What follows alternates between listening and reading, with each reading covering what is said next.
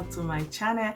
My name is Blessing, and I welcome every one of you who is coming here for the first time to join us here at the Blessed Dawn family. Subscribe to my channel, and when you do subscribe, hit the notification bell so you get to know when I upload a new video. And I just want to say thank you to all of you who already subscribed. Thank you so much. I really do appreciate you. So this video has been late in coming. I was supposed to make this video on Monday, but I've been busy. I've been trying to write German exams, German language exams. You know, if when you live in Germany, the language is the first thing. So I've had up to the level of B2. So I just want to go a little bit higher to get the C1 and see what possibilities I can make with it. You know, here is your language ability that will determine what you can do. So yeah, I'm trying to upgrade to the C1, C2 and see what will happen with it. And I'm attending language courses for now, exam preparation classes. So I'll take the exam next month, and yeah, up until that time I will just try my best to do a little video here and there. I don't know if I'll be able to put out as much video as I normally do. So that's just about me.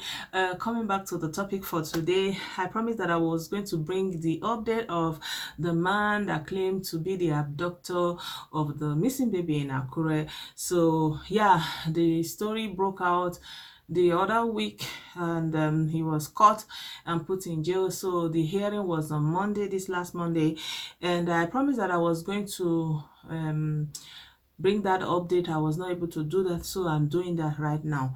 So anyways, this man, you can see his picture here. He's an Igbo man, and he wrote an SMS to Sotitobire while he was in police custody, and also to his wife at home.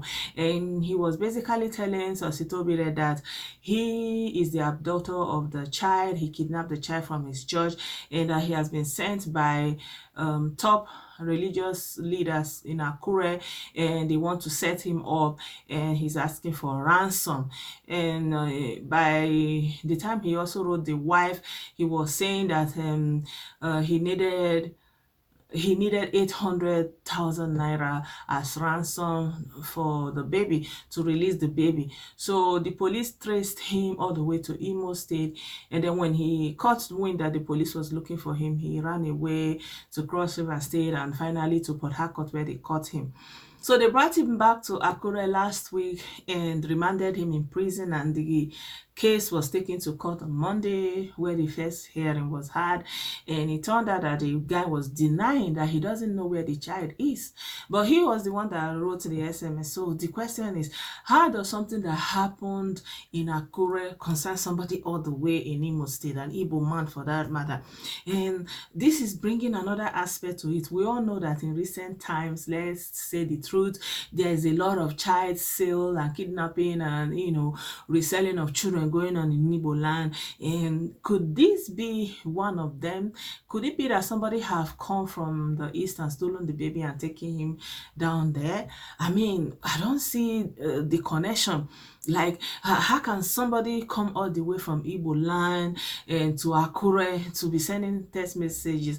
I don't know. Is it possible that people that are also not Yoruba attend the church? I don't know, because this is really, really strange. Anyway, the prosecutor has asked for the case to be postponed so that he can study the case further. And yeah, the judge has postponed it to February the 20th. So for now, he's still going to be remanded in the Olokuta prison in Akure.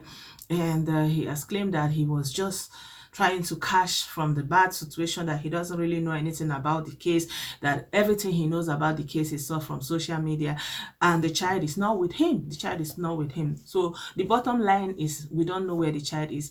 We are still looking for the child. Everyone is interested to know whereabouts of the child. Even BBC has picked up on this story, and there's a lot of interest because of the way the pastor in charge of this church has handled this case, and the way he has gone on about and made it about himself, and the way he has gone on defense.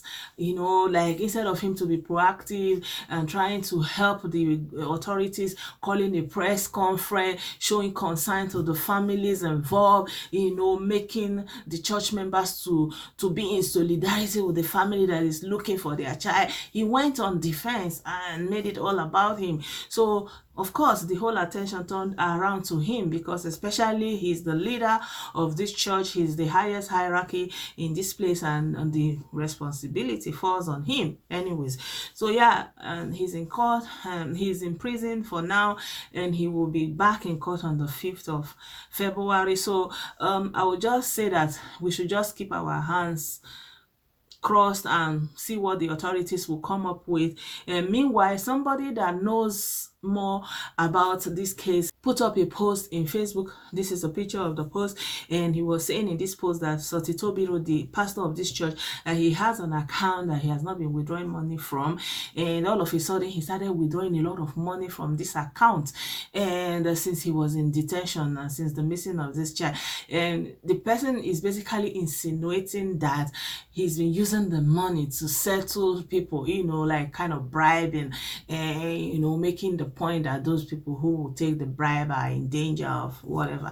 But I don't know anything like this. I don't know if anything like this is feasible. For me personally, I feel that until the DSS reveals what they found, and until the pastor himself is able to explain why he showed no sympathy, why to the parents of the missing child, and why he didn't do anything to help in finding the missing child, and why it was all about town in Akure, you know, justifying himself, trying to make a case for himself, going on defense.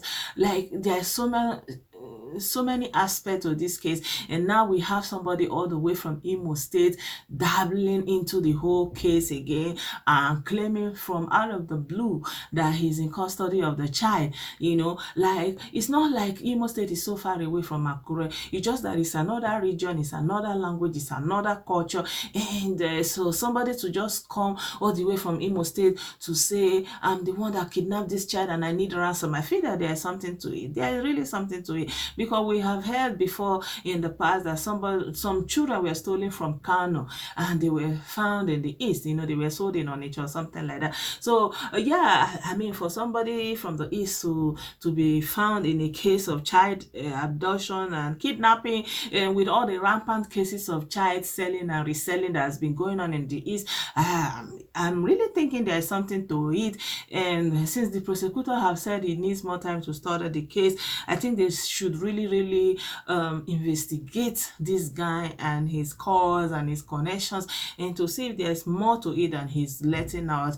And or is it just for them to say that Sotitobire was set up, you know, just to make that case that he was set up? Even this, you can see in this picture, the newspaper was saying he was set up and that they were asking for ransom. Actually, the focus was on the father of the child. So the focus was on the father of the child, but this one is not the father of the child. It's just someone neutral from out of the blue, you know, dabbling into the case. I feel that there may be something to it. Who knows? There may be something to it. But anyways, we'll just keep on waiting to hear from the authorities, and until then, I'll just say let's all not jump into conclusions. Let's just wait for what the authorities have to say. And yeah, I hope that you like the video. If you have something to share, if you can leave your thoughts and your comments in the comment section. Let's continue the conversation. What do you think? Do you think it's really just someone who wants to cash from a bad situation, or do you think there's more to it?